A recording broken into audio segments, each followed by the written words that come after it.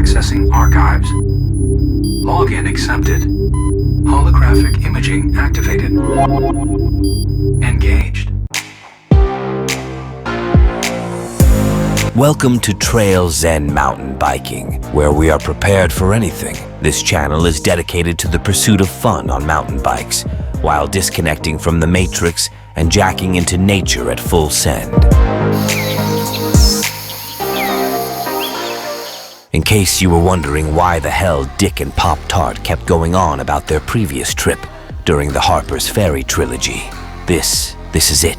This journey was their first attempt at completing a bike packing trip. The trip consisted of a holy trinity of shit that went wrong, including a guest appearance from Jesus himself. We'll never know for sure about that last part since PopTart wasn't there to witness it, and Dick could have been hallucinating from heat stroke. Who really knows? What is known is that this disaster was absolutely hilarious and will live on in infamy amongst a small tribe of mountain bikers forever. A smart man will learn from his mistakes. A wise man will learn from the mistakes of others. Which one are you? You can have the best equipment in the world, however. It means nothing if you don't know how to use it.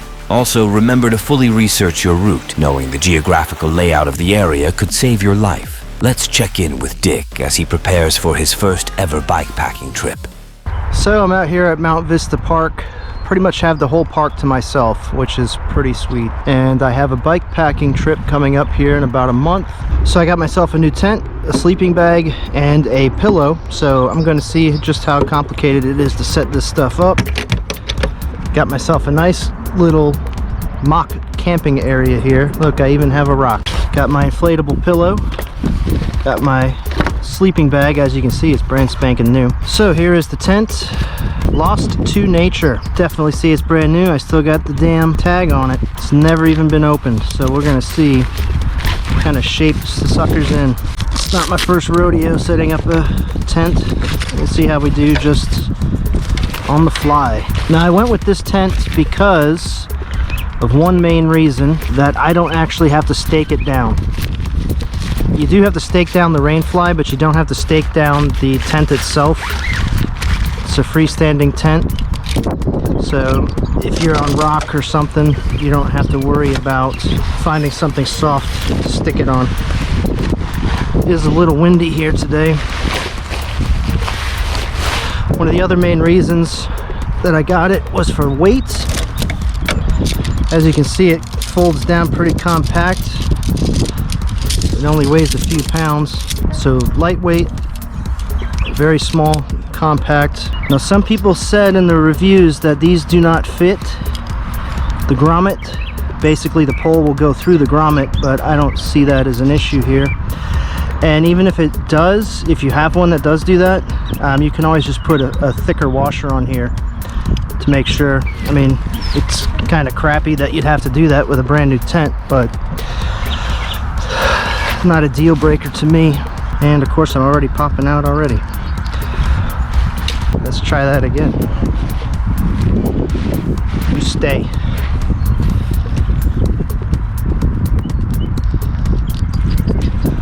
Okay, so we got one pole in.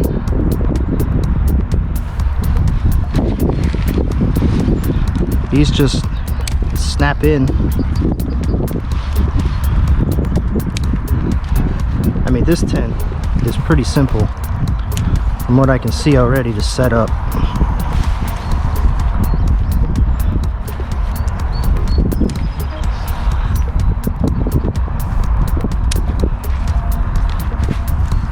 Wanted a one-person tent. I do have a multi-person tent already, but it's just kind of heavy. Takes up some space. It is a nice tent, but if all goes well on this trip, I'll probably end up doing some more solo trips like this. So the need for a single person tent isn't just for this trip, or at least I hope not. I'm planning on having some fun on this trip. At least I hope I have some fun on this trip. Lord knows I could use some. Okay, so we didn't die taking the detour. I think my soul may have died a little bit, but we're about 4 miles down the path at Sorrel Ridge. So like I said, I mean, this is mean, it just set itself up right there, but it's pretty easy to assemble.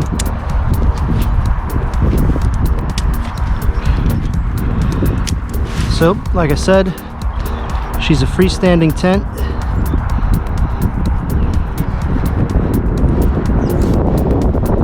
Don't even need instructions. I mean, it's pretty common sense if you've ever put a tent together before. But for one person, bike packing, this thing looks like it's going to be freaking awesome. So one of the other reasons, it's a little windy here today. Got some storms blowing in. I don't know if you can see it. I mean, it's clear over here, but there's definitely some more storms coming in here soon. So we're about to set up our camp and endure this thunderstorm. So we're going to try to hurry up, set this crap up. Kind of pressed for time. Now I am going to get a tarp to put underneath this. I just haven't got it yet, so not a big deal. But one of the other reasons I got this tent was for the mesh.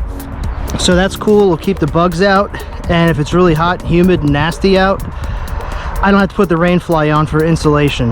Now hopefully it'll be a little cool when I go, well, when we go, because a buddy of mine's also going, Andrew, who's never been camping before, so it should be interesting. The mating call of the Andrew in the wild.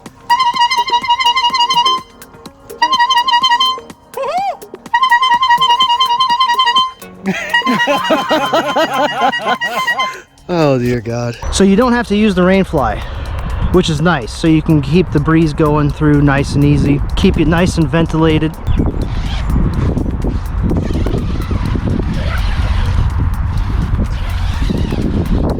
And it's a dual door, which is kind of interesting.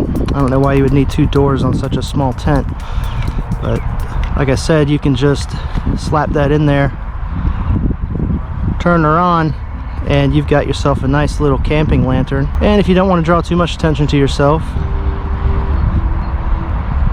it does have red, so you can go full tactical.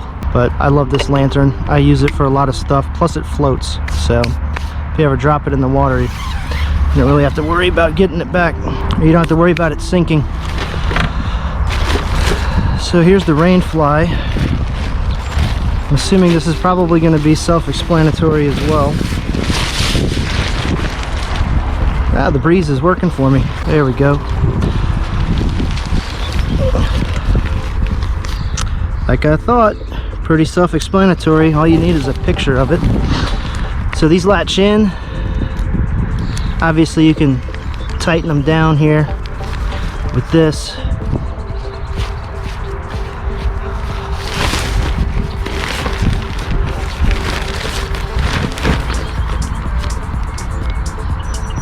I'm just waiting for somebody to show up here at the park and tell me, you can't camp here. Thanks. Maybe something I don't know. So you got your rain fly. Seems pretty loose, but you can tighten it up. I don't think I really need to tighten her up just to do the trial run here. I mean, I guess I could.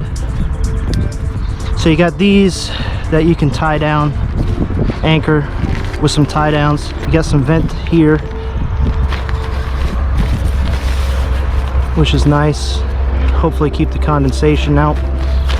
Look at that, you can actually just jack that up. That's pretty cool. So you do need to stake these down, obviously.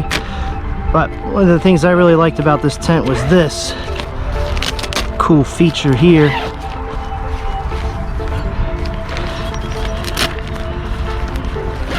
You basically have like a nice little awning. So you can either strap these down to a tree or something, and then you have yourself a nice little awning. Not really sure how this is supposed to work.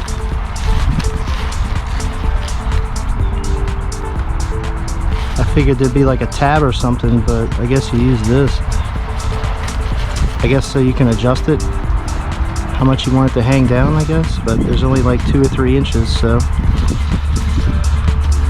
that don't make too much sense, but that's what it is. Look, even, oh, that's not cool. Check that out, it actually gives you the line to be able to tie that awning off. That's pretty sweet. No idea what this is. Don't really care. Definitely gonna have to bring a hammer with me. Or maybe I'll just find a rock while we're out. But these are pretty thick. They're not too cheap. I mean, they'll probably bend if you hammer on them good enough. It looks like, and I couldn't tell this from anything online, but it looks like this will open up as well. Kind of give you even more cross breeze. I guess you could stake that down if you wanted to, but we're not gonna do that. But it looks like they give you a bunch of different ties. Looks like 4, so that's pretty cool. Wasn't expecting that. I was figuring I had to take some paracord or something. Hopefully it doesn't start raining on me here soon. I've never had this open, so I'm not sure what to expect here. Oh, looks like it just, check that out. I guess that's all you do. Pull them to the side. Open her up. Got a handle here, so I guess that's what you use to pull off. I could have rolled this up much nicer, but this is just a trial. Just want to see how everything works together. So this sleeping bag is pretty nice because you can use it as just a quilt. It basically opens up all the way. Plus it's kind of got the whole mummy thing going on there, so you've got the extra headroom or head insulation. And being summertime, I didn't need a really thick sleeping bag. It's really humid and hot today. I can only imagine after a day of riding. I got this pillow because of all the really good reviews and the fact that I'm a side sleeper and it seems to sit really tall, and it comes with this nice pillowcase basically. Let's see how long she takes to inflate. So I got her inflated pretty good. Not sure what this is for, maybe to strap to your head. But it is nice having this washable cover. It's all about the creature comforts on the road. You'd be surprised how spoiled you are at home until you go camping a few nights. Alright, so we're good with this. Pretty sweet, like it's almost like a perfect fit. It's got a pretty comfortable liner. You obviously got the nylon outside. I think this is, it almost feels like a cotton fleece. Who knows? I could be wrong. Probably am wrong. Should probably read what it is on it. She's pretty comfy.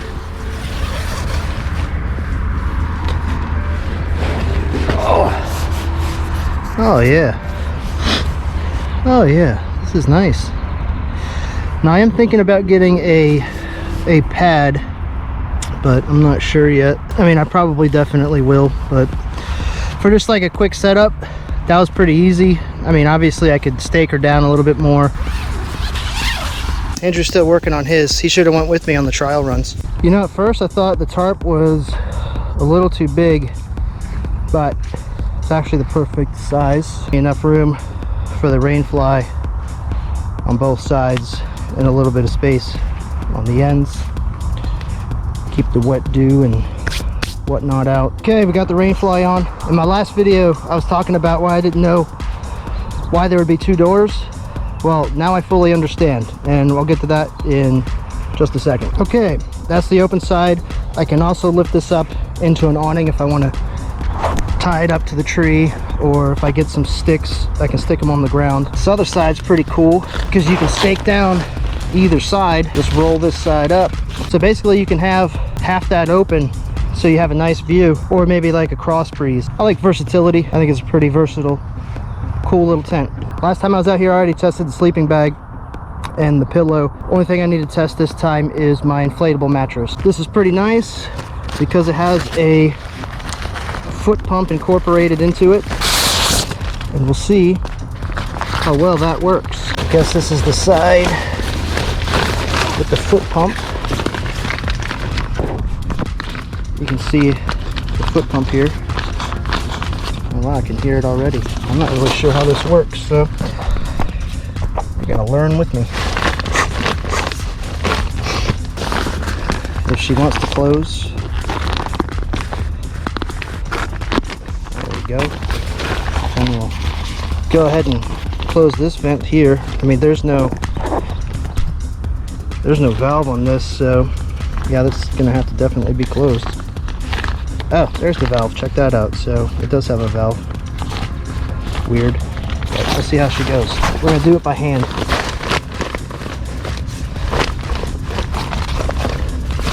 Okay, apparently this needs to be opened.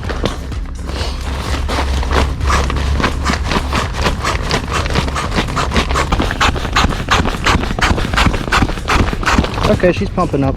It's just really slow. We're gonna do this by foot then, like you're supposed to. So I managed to get my mattress pumped up in here, basically like doing CPR with that foot pump.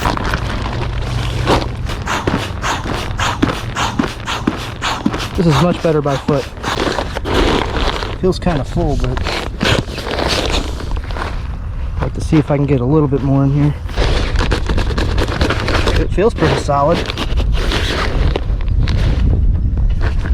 Still a little bit more. Hopefully I don't blow it up. No pun intended.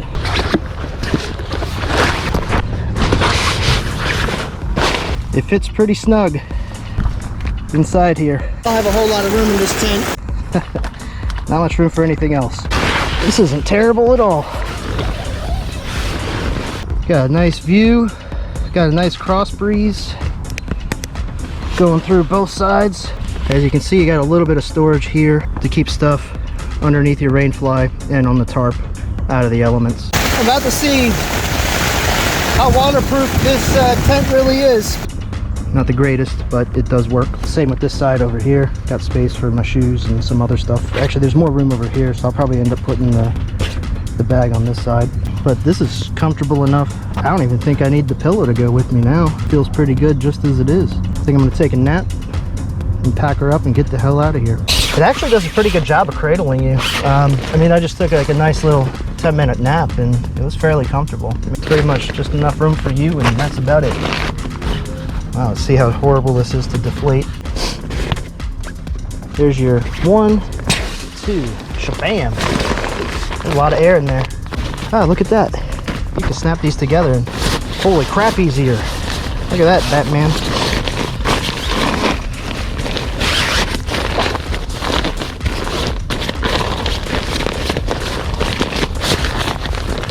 She's done. Now that we have had a glimpse into some of the thoughts and preparations for this journey, let's check in with the dynamic duo to see how well their foresight and planning become actionable.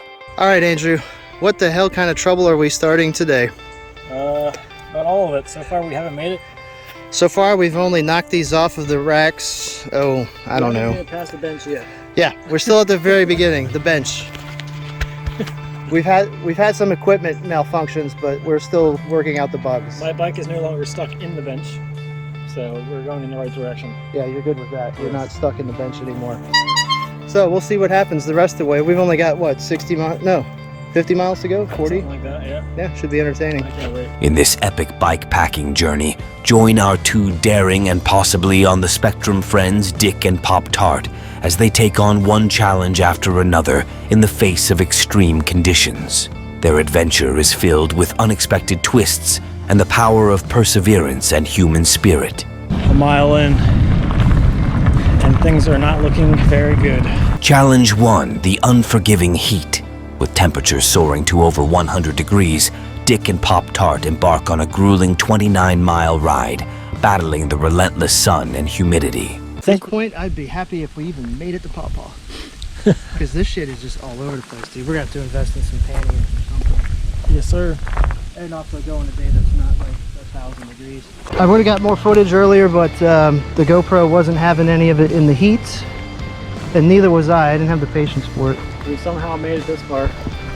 So far, this is not such a horrible idea, but it's certainly not the best idea. Andrew's over here likes to wag its tail like a dog. Don't touch that. That's poison ivy right there. Okay. That's what I was trying to tell you. I'm not gonna touch it. And I think some of this is poison ivy, so be careful.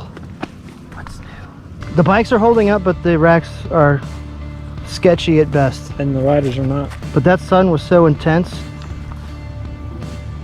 in the beginning of the trail. I'm getting ready to shit myself. The fucking GoPro overheated. So panniers are definitely an investment for the future. The center of gravity is way too high for this, for the amount of shit we brought. But of course we brought way too much shit. Dropper cable. I gotta get a new one. Yeah, when it's this hot out, you don't want cold water. I mean, that would probably be fine, but ice water would probably fucking kill you. Throw you in a shock. I think that 95-degree water that I dumped on myself worked pretty well. Should probably get moving again. The brakes feel so good though. They feel good emotionally and physically. Oh my god, it just shot like right up my nose. I've seen it. Looks like a slight waterfall coming from the mouth. Yep, when we get to that pawpaw area, we'll get to the tunnel, see if it's cooler. Woo! In the tunnel. Yeah, these bikes are unsteady at best, man. Just imagine going up a hill. Like, look at this shit. I'm gonna have to hold my bike like this going up the hill. Yeah, dude, it's gonna be an adventure. It's going to be an adventure for sure. They're talking about thunderstorms here in the next hour or two, which we're not forecast until we were on our way here. So basically, we completely over-prepared for this. In short, we brought enough shit to last a week out here. But you know, we don't know what the hell we're doing. But yeah, we're gonna try to get to the tunnel before it storms. So yeah, we're gonna get some free air conditioning in the tunnel. And if it does decide to rain, at least we'll be in there, not out in the open. I figured, like, depending on how much we were dying by this time, we could either go here or continue. Yeah, I think this is the trail to go up and over. The dreaded trail over the mountain. Yeah, because here's the tunnel. Oh my god, we gotta go across all this shit? Oh. The Paw Tunnel. I want to go in there and get some AC. Is it still supposed to thunderstorm? I have no clue. Kind of looks like it over there. Yeah, it looks like it. After now you said it, looks like it. Well, it wasn't supposed to, and then on the way here, it said around this time, 86% chance. That's why we're just like, take shelter in a tunnel for now, wait for it to pass by, or... As soon as I get some reception, I will find out. Challenge 2, the steep ascent. In sweltering 99-degree weather, the duo pushed their overloaded bikes up a daunting 1.5-mile detour trail before a dangerous thunderstorm arrives. The trail is a hill with an elevation gain of 400 feet within the first half-mile. Along the way, Dick personally met Jesus, who promptly laughed at him for packing so much shit and then assured him he would not die if he continued to the top. However, heat stroke and dehydration were definitely waiting for him there. With the storm closing in, the third challenge is to make it down the hill another 2.5 miles to reach a safe campsite, their best chance against the approaching tempest. The hill they had to traverse will act as a large buffer for the incoming storm, however.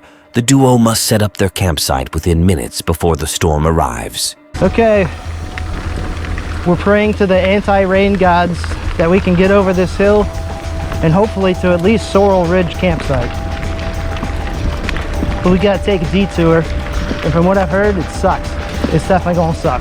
So basically, we don't have any access to civilization once we get past here for a very long distance.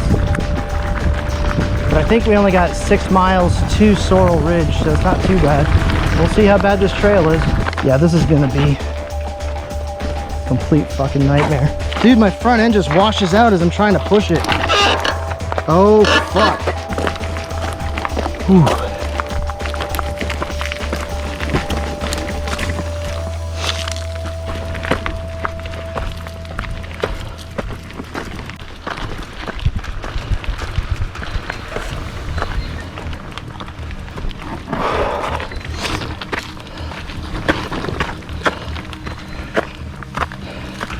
I hear thunder.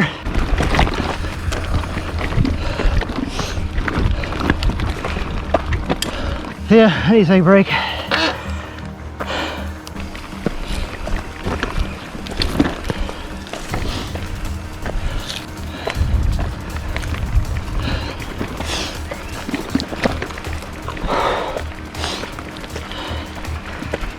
Problem is, the way our shit's loaded, you can't even stop to take a break. And even when I try to just take my time walking up it, I end up going too fast again.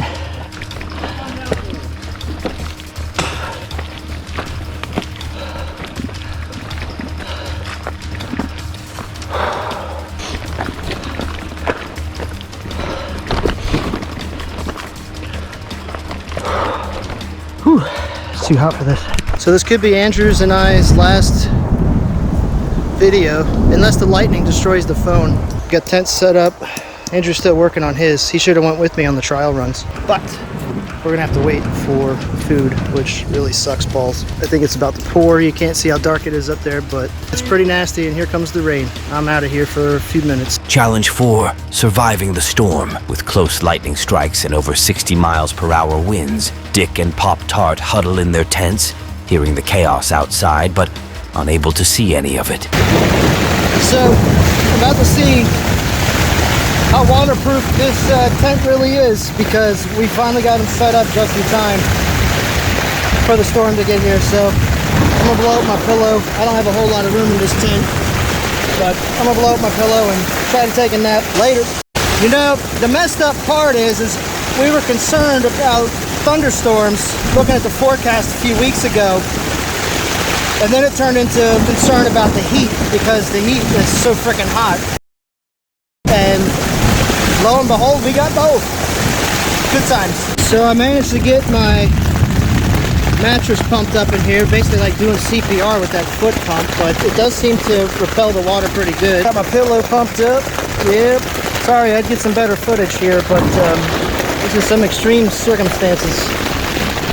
Shit's getting real quick. Okay, so we survived the storm. It's moving on. Firewood was scarce to begin with, and now it's pretty much non-existent, but we still got the stoves. Food, man.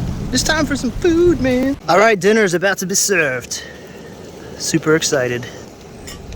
Bon appetit! Andrew's playing with fire. It's scary. No, it ain't. Uh-oh. They let the crazies out again. We're already here. Or maybe Russia just finally nuked us. Either way, I think we're in the safe zone. Throughout the night, the 5th challenge unfolds. Unable to make a fire due to wet conditions, they recharge their will to live. They rely on a tablet, watching Mad Max for a morale boost. The sounds of falling trees in the darkness are a constant reminder of nature's fury. We survived the night. I actually slept pretty good last night. It was kind of like being asleep, but not being asleep. You're kind of really aware of everything going on around you. It's been a while since I've been sleeping out in the woods. Looks like Andrew's on his way back. I don't know if you can see him back there. Coming back, TP in hand. We're gonna eat, pack up, and get the hell out of here. All right, man. We got breakfast boiling.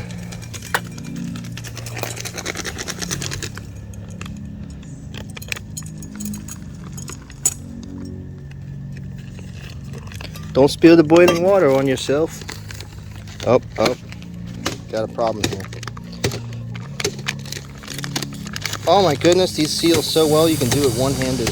I'm not even using my GoPros on this trip really, because the heat kind of told them to go f themselves. But we'll see how they work today. As the morning sun rises, the 6th challenge arises. The heat and humidity persist at 95 degrees, and the path is littered with fallen trees. Dick and PopTart wield their determination to cut and hack through the obstacles. Well, mostly PopTart. Dick chose to hold the bikes instead, because hey, someone had to do it. Okay, I got the GoPros running for a change. Life's good. Life is good.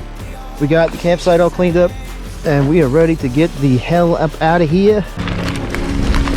Oh, it's mushy, but clear. Oh, okay, I'm in the right gear for the off-roadness.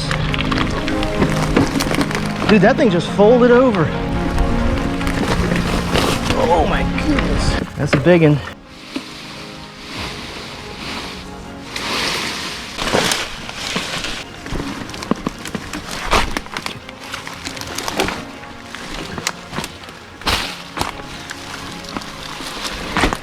Oh shit.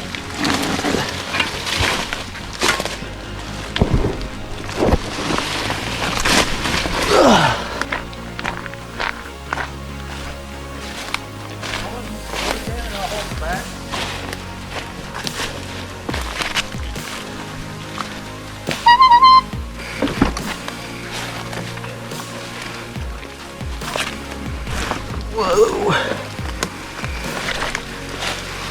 Dude, you cleared a little bit more path out while I was propping that bitch up, weren't you? I just saw the spots that we hit. Yeah, that was ridiculous. And we haven't even got to Devil's Alley yet. Oh, this is becoming something else. I'm thinking just call Little Orleans back, dude. Can you come pick us up? Because there's trees down everywhere. We can't even get through.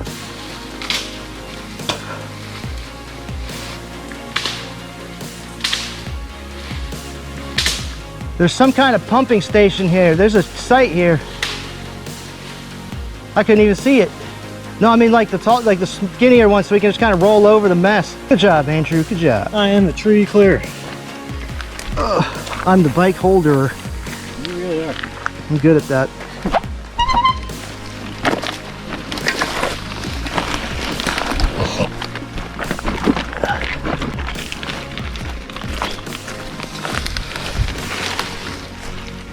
So we just did 5 miles, so we got 5 miles to Devil's Alley, and then like another 4 to get to Little Orleans. Round 7, fight. Round 815, fight. Round 895, fight. And of course my pedal, it's always in the wrong place, wrong time. Jesus. Watch that wheelie at the end. The journey comes to a triumphant end as they reach their rendezvous point for rescue. Dick and Pop-Tart, exhausted but in good spirits, reflect on the absurdity of their adventure with the best coping mechanism of all, humor. We're throwing in the towel. Andrew's trying to turtle up in there because we are not lumberjacks and bicyclists at the same time. Yeah, forget the 80-mile-an-hour wind gust that blew through yesterday. Lightning. And let's not forget the 98-degree temperature. We're done. We're just waiting for our shuttle. I don't care. I know when to throw in the towel. We're done. We're old here. Yeah. So. And out of shape. Through the heat, storms, and endless obstacles, Dick and Pop-Tart did not learn the value of resilience or resourcefulness.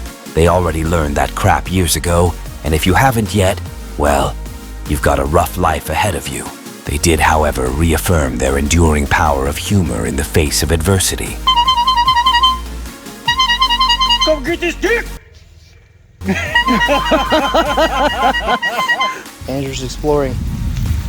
Oh! If you're considering a bikepacking trip, remember that every challenge you face can become a hilarious story to tell, a lesson to learn, and a memory to cherish. Embrace the adventure, stay safe, be prepared, and keep pedaling forward. A small piece of advice: don't plan that trip between Cumberland and Little Orleans in the middle of July, or until the Paw Paw Tunnel is reopened. Trust me. Oh, Jesus.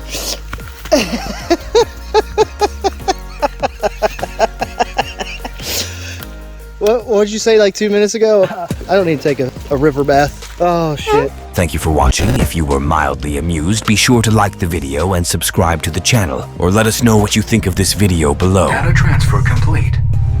Holographic imaging deactivated. Shutting down. Goodbye.